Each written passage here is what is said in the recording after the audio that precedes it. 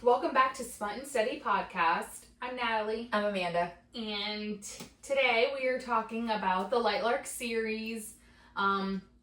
This is a fantasy romance series. It's a very good series that we love a lot. There's 5 books total in the series. One's kind of like, I guess, an optional read book. It's bigger than a novella, but it's really not included in like the 4 main books that are out right now.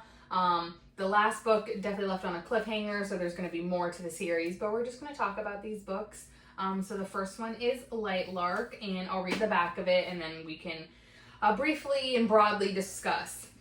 Welcome to the Centennial. Every 100 years, the island of Lightlark appears for only 100 days to host a deadly game, where the rulers of 6 realms fight to break their curses and win unparalleled power. Each ruler has something to hide. Each curse is uniquely wicked. To break them and save themselves and their realms, one ruler must die. To survive, Isla Crown must lie, cheat, and betray, even as love complicates everything. All right. That's it. So pretty much this book, like she said, is about Isla Crown or whatever. There's 6 different, realms, so they all come to the Centennial to kind of, compete against each other. Someone has to die. So there's the Wildling realm, which is Isla's. We have Nightshade, which is Grimm's. We have Skyling, which is Azul's. We have the Moonling, which is Celeste. No, Moonling is Cleo.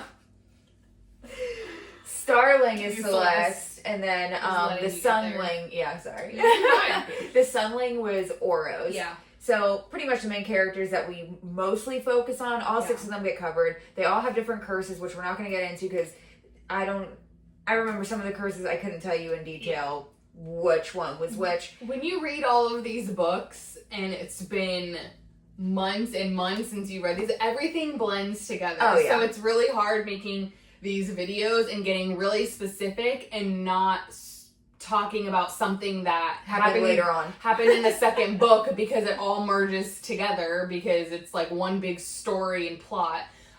So we're trying to keep it as broader as we can. Obviously we want to discuss the main characters, but that's why these videos are so short, because if we just start talking and we get into details, it's going to be one massive video, and good luck just knowing what ties to what book. Yeah, exactly. So that's the reason for this. But pretty much it's a love triangle. We have Aura, we have Grimm, and we have Isla.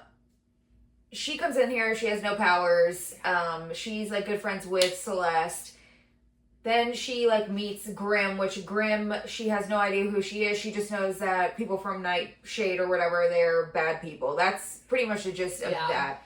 Sunling territory, which is Oro, that pretty much, he's kind of the ruler of Lightlark or whatever. So he's technically supposed to be one of the stronger allies. So pretty much she's there. Grimm pops in and out of her life, which she's kind of okay, does this guy want to kill me? Does he like me? Oro's the same way. She ends up teaming up with him at some point in the book. She's like, okay, why would he team up with me? He probably knows I'm one of the weakest allies here, yet he doesn't know that she doesn't have powers yet. Meanwhile, he could tell when people were lying. So I don't think it's towards the end of the book that he finds out that she doesn't really have powers, because he literally tells her, he's like, hey, listen, I'm dying. You need to help me find this part of Lightlark to restore the island and to help restore myself. Yeah. He's like, okay, so she's a wildling. Wildlings apparently use their power through the wilds, pretty much. She can control trees. Forest animals, whatever. Nature. Yeah.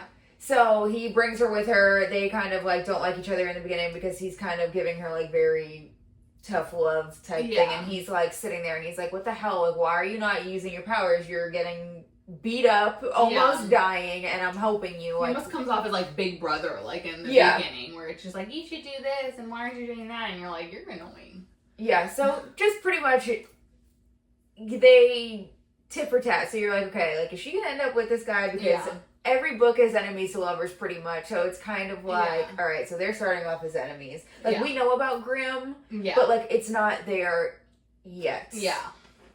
So we want it to be there, though. I feel the way she writes it is you as you're reading, you're like, I want more of Grimm. I want more of Grimm. Yeah. Like, you don't really give a shit about. He's very mysterious. Yeah, it's very mysterious. He's the dark. He's his realms, but he's the evil. It's like if you're any sort of a reader and you're any sort of a fantasy reader, as soon as the dark, like, masculine MMC shows up, you're just kind of like, this is who it is. Yeah. This is who it's supposed to be about. And so she kind of gives like a little bit, and like we get way more Oro, and you're like, this guy's annoying. Yeah, and you're kind of just like, I think that was where you're kind of like, okay, well, we already know what Oro wants from Isla. He wants her to help him get the heart of Lightlark, which, like, at some point you think, wow, that's really selfish. He's using her just to restore, like, what he needs, which, I mean, hey, whatever. Yeah. People do that, I guess. But then you're also like, okay, but what does Grimm want from her? Yeah. Like, why is he, like, just randomly popping up at certain times? Like, you're like, okay, like, is he going to use her too for something? And then when you're reading this and you haven't read any of the other books and you're, like, starting this, you're, like, so oblivious because you're just like, oh my god, he likes her. You just, like, think it's, like, you just think it's as simple as that. And it's not. But this entire book, I was wanting more and more Grimm. Yeah. More Oro, but I don't know, you might be Team Oro, so... A lot of people are really on the fence with who they like. I mean...